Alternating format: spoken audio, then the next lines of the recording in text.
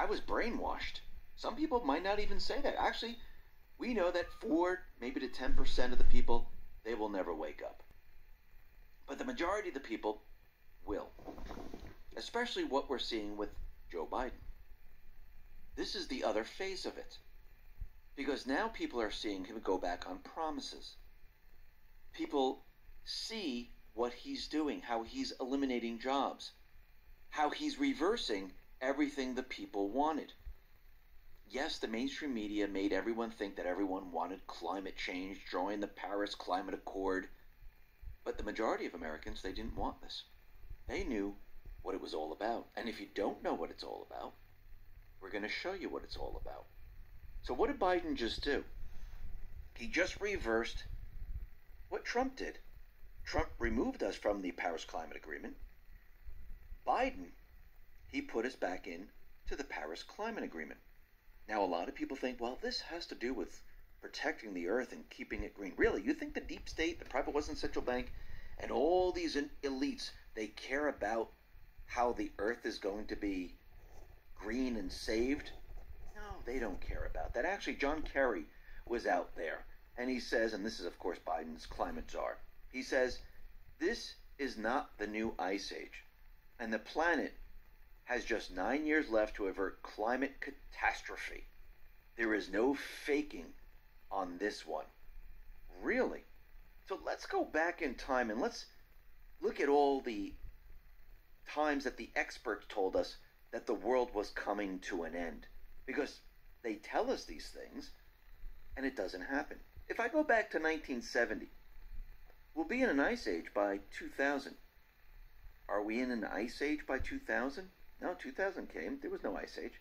1976, global cooling will cause a world war by 2000. Anybody see a world war? Nope. 1989, global warming and rising sea levels will wipe the entire nations off the map by 2000. Florida buried? Underwater? No. California, did that fall into the seas? No. How about all the islands? Nope. 1990, we have 5 to 10 years to save the rainforest. Really? 1999, the Himalayan glaciers will be gone in 10 years. Are they gone? No. 2000, snow will soon be a thing of the past. Well, I think everyone knows that is not true. 2007, global warming will cause fewer hurricanes. 2008, the Arctic will be ice-free by 2013. In 2012, global warming will cause more hurricanes. 2014, the science is settled.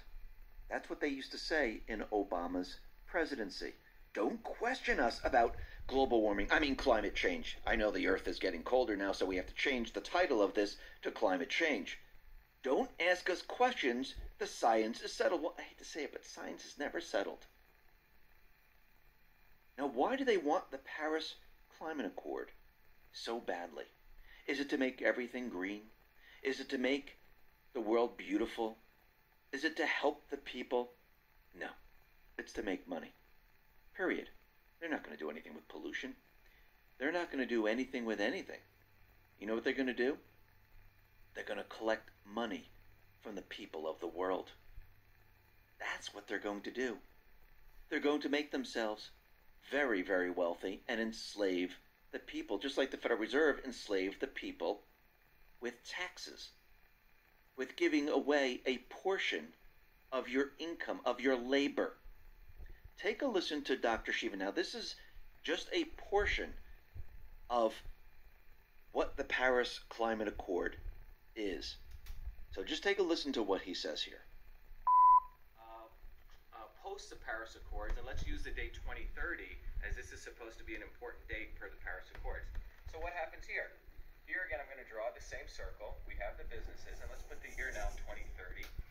And what occurs in 2030? These businesses still exist, let's say. Again, these are the businesses. And they are creating products, as I mentioned before, to us as consumers. Same situation. This is, again, you and me.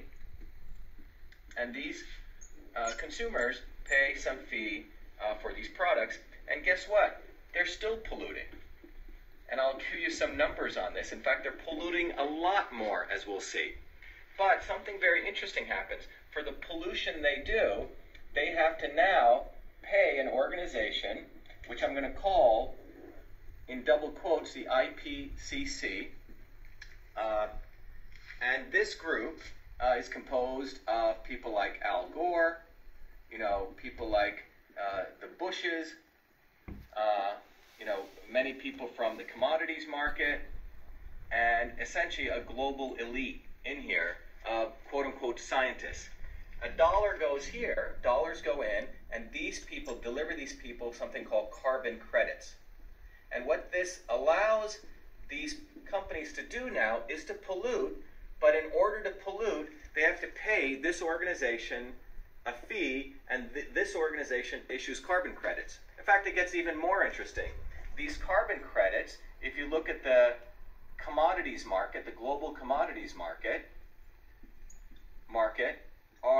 these carbon credits are bought and sold here on this commodities market to people. And this generates the ability for this group to generate trillions, not billions, let me explain, trillions of dollars in new source of wealth. So these carbon credits were created by this group as a vehicle to essentially charge polluters something, and this group has the potential to make trillions and trillions of dollars. So how did this all happen, and what was the Paris Accords? Well, the front end for this entire organization, by the way, Al Gore substantially, at a certain point, monopolized and had access to a large number of carbon credits, which he had accumulated, and his goal was to have a payday by forcing these businesses in the future, around post-2030, to buy these carbon credits. And if you actually look at this, the IPCC's PR, I call it their PR machine, was what we call the Paris Accords. The Paris Accords was really their PR engine to get this out as though everyone needed to get on board. And what the U.S., if you look at the United States here, with the flag here, the U.S. Was being forced by the IPCC. By the way, this included establishment Democrats and establishment Republicans, who were essentially telling the U.S. government that it needed to create what we call a green fund.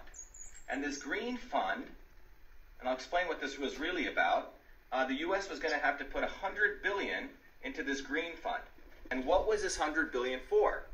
Well, remember, the countries who are polluting really didn't want to be part of this. They didn't really want to be part of the Paris Accords. Why? Because they have to pay fees to the IPCC. So how do you get them to be part of this? So if I do this over here, what I call the influencers of these countries, influencers of countries. So for example, if you take India, China, and you go down the list of what they call about 190 plus countries, remember, all these people have influencers, so-called advisors.